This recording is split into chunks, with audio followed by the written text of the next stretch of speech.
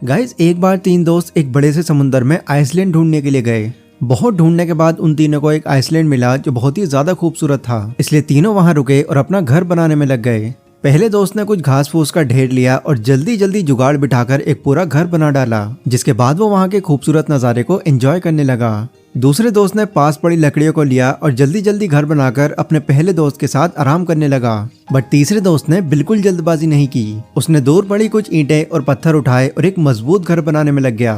उसको इतनी मेहनत करते हुए देख उसके दूसरे दोस्त उस पर हंसने लगे और कहने लगे कि इस तरह से मेहनत करते रहोगे तो तुम यहाँ के नज़ारे को एंजॉय नहीं कर पाओगे। लेकिन तीसरे दोस्त ने सोच लिया था वो यहाँ पर एक सेफ और एक अच्छा घर बनाएगा, उसके बाद ही एंजॉय करेगा। इसलिए उसने दिन रात एक करके एक मजबूत घर बनाया और उसके बाद एंजॉय करने लगा। अब एक दिन अचानक से उस आइसलैंड में तूफान आ गया और वो तूफान बढ़ते बढ़ते इतना ज्यादा बढ़ गया कि जिन दो दोस्तों ने अपना घर घास और लकड़ी का बनाया था वो उनको पूरा बहा कर ले गया। पर जिस तीसरे दोस्त ने अपना घर ईंट और पत्थर का बनाया था उसके घर को कुछ नहीं हुआ और वो अपने घर पर बिल्कुल सेफ बच गया।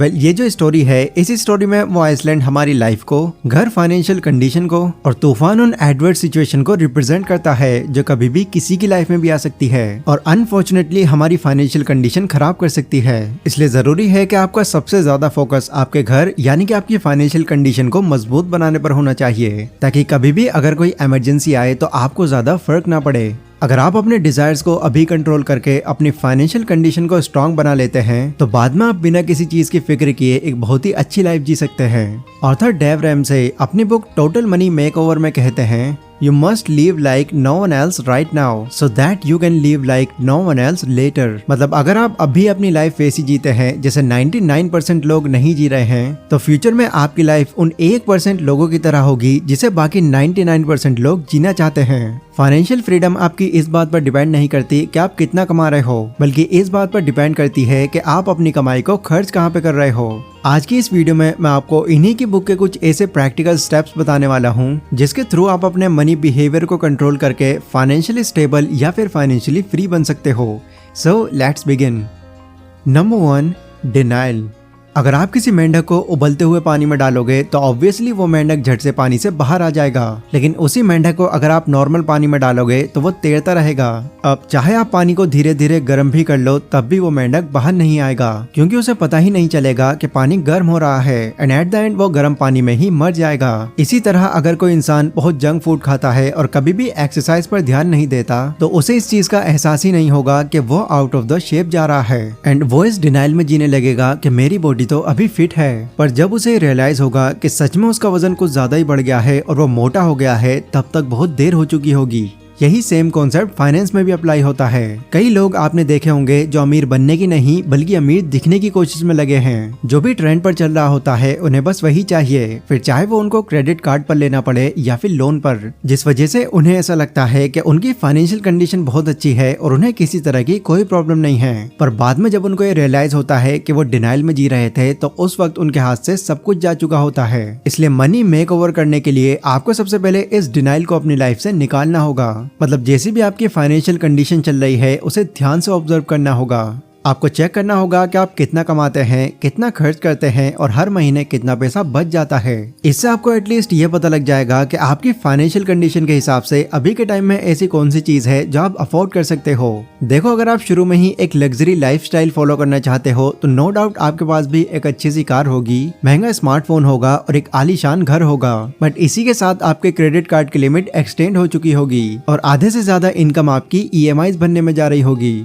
और इन केस अगर आपके साथ में यहाँ पर कोई इमरजेंसी हो जाती है तो आपकी सिचुएशन आप इमेजिन भी नहीं कर सकते किस हद तक बिगड़ सकती है। इसलिए अगर आप कोई लग्जरी चीज अभी अफोर्ड नहीं कर सकते तो उस चीज से दूर रहना ही आपके लिए समझदारी होगी, एटलीस्ट तब तक जब तक आप खुद को फाइनेंशियली फिट न कर लें।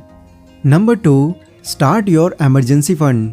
जैसा कि अभी मैंने आपको कहा कि इमरजेंसी कहीं भी और कभी भी आ सकती है, इसलिए जरूरी है कि पहले से ही खुद को इसके लिए प्रिपेयर करके रखा जाए। ऑथर इमरजेंसीज को बरसात वाले दिन और इमरजेंसी फंड को अम्ब्रेला कहते हैं, क्योंकि जब भी कभी आपके ऊपर परेशानियों की बरसात होती है तो आपका इमरजेंसी फंड ही उस वक्त आपके सबसे ज्यादा काम आता है। ऑथर कहते हैं कि आपको अपनी इमरजेंसी के लिए मिनिमम $1000 तो अपने पास रखने ही चाहिए, जिन्हें इंडियन करेंसीज में अगर कन्वर्ट किया जाए तो ये हो जाते हैं लगभग 75,000 रुपए के आसपास। अब ऐसा नहीं है कि आपको अपने इमरजेंसी फंड के अंदर 75,000 रुपए ऐड करने ही करने हैं, नहीं, आप अपनी फाइनेंशियल कंडीशन के हिसाब से अपना इमरजेंसी फंड सेव कर सकते हैं, बशर्ते वो इतना हो जिससे आपका महीने भर का आराम से खर्चा निकल जाए, वो भी बिना कुछ काम किए। डेव का मानना है कि लोग इमरजेंसी फंड को लेकर गलतफहमी में रहते हैं। वो मानते हैं कि अगर वो स्टॉक मार्केट या म्यूचुअल फंड में अपना पैसा इन्वेस्ट कर रहे हैं तो वो इमरजेंसी फंड जमा कर रहे हैं, पर ऐसा नहीं है। आपका इमरजेंसी फंड वो होता है जिसे आप बिना किसी प्रॉब्लम के इजीली यूज कर सकते हैं, पर आपको इस चीज का भी ध्यान रखना होगा कि ये पैसे आपके किसी फालतू चीज में न लग जाएं। इनको आप तभी यूज में लाएं जब कुछ ज्यादा ही इमरजेंसी हो। ऑथर के एक स्टूडेंट ने अपने इमरजेंसी फंड को कैश के फॉर्म में एक फोटो फ्रेम के पीछे रख दिया था, ताकि जब भी कोई इमरजेंसी हो तो वो फोटो फ्रेम को तोड़कर उस पैसे को यूज कर सके। इसी तरह से आपको भी अपने इमरजेंसी फंड को ऐसी जगह पर रखना होगा जहां से आप इसे नॉर्मली यूज न कर पाओ, बजाय बड़ी इमरजेंसी के। Number 3, debt snowball. हम जानते हैं कि वेल्थ बिल्ड करने के लिए हमारी इनकम ही हमारा सबसे बड़ा वेपन होता है, और अगर आप इस वेपन का यूज सिर्फ अपने डेट्स और EMIs भरने में करेंगे तो कभी भी आप अपनी वेल्थ को बिल्ड नहीं कर पाएंगे। ऑथर कहते हैं कि आज के टाइम में कोई इंसान तभी अमीर बन सकता है जब उसके ऊपर किसी भी तरह का कोई कर्ज या फिर लोन ना हो, और अगर किसी के ऊपर यह है तो इसे कम या फिर खत्म करने के लिए ऑथर एक बहुत ही कमाल का मेथड बताते हैं, जो है स्नोबॉल मेथड। अगर आप एक बर्फीले माउंटेन से एक छोटे स्नोबॉल को फेंकते हैं तो वो नीचे आते आते बहुत ही बड़ा हो जाता है।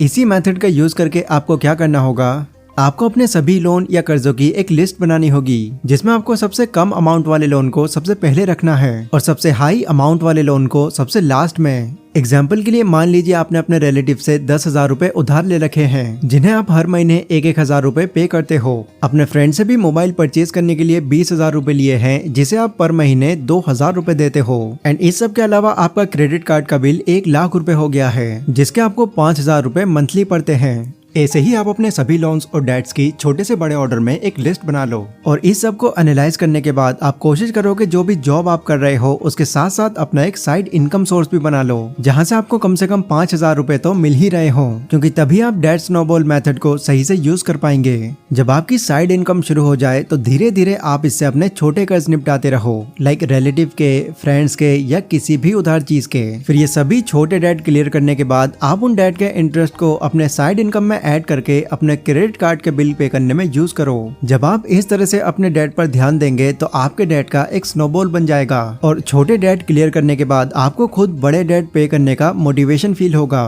और इस तरह से आप अपने डेट को इजीली क्लियर भी कर देंगे। Number 4, create a runway fund.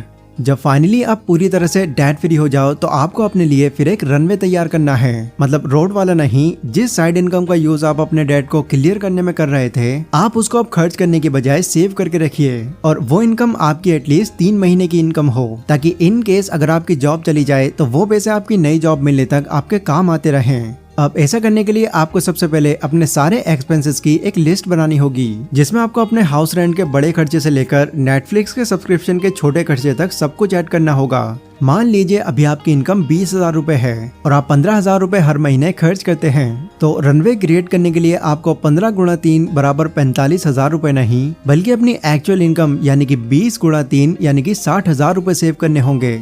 And जब आपका 3 महीने का टारगेट पूरा हो जाए तब आप इसे एक्सटेंड करके 12 महीने का कर दो, जिससे होगा ये कि आपका 1 साल तक का रनवे फंड सेव हो जाएगा और आप बिना इनकम जनरेट किए 1 साल तक अपनी लाइफस्टाइल को आराम से मेंटेन कर पाएंगे। तो ये थे गाइस इस बुक के कुछ ऐसे की लेसन्स जो आपके कर्ज को दूर करके आपको फाइनेंशियली स्टेबल बनने में आपकी बहुत हेल्प करेंगे। ये वीडियो गाइस अगर आपको थोड़ी भी इन्फॉर्मेटिव लगी हो तो इसको लाइक और शेयर जरूर करें। इसी के साथ कमेंट सेक्शन में आप लोग मुझे बता सकते हैं कि अगली वीडियो आप कौन से टॉपिक पर चाहते हैं। पर अभी के लिए बस इतना ही। Stay safe, stay healthy, take care.